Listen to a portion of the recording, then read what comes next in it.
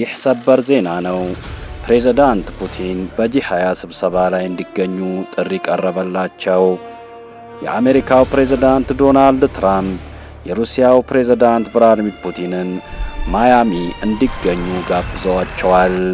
የዩክሬን ጦርነት እየተካሄደ ባለበት ወቅት የዲፕሎማሲያዊ ለውጦችን ሊያስከትል በሚችል እርምጃ የዩናይትድ ስቴትስ የሩሲያውን ፕሬዝዳንት ቭላድሚር ፑቲንን በታህሳስ ወር ማያሚ በሚካሄደው 20 ስብሰባ ላይ እንዲገኙ ጋብዘዋቸዋል።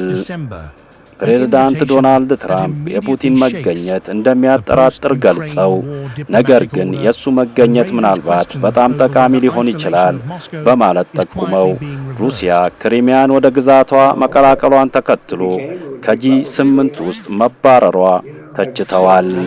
ክሬምሊን የፑቲን እዛ መገኘት አላረጋገጠም። እናም በፑቲን ላይ የወጣው የአይሲሲ የእስር ማዘዣ ለጉብኝቱ እንቅፋት እንደሚሆን ይገለጻል። በሩሲያና በምዕራባውያን አገሮች መካከል ያለው አለመግባባት ከፍተኛ በሆነበት ወቅት ትራምፕ ለፑቲን ያቀረቡት ጥሪ የዓለምን ትኩረት ስቧል።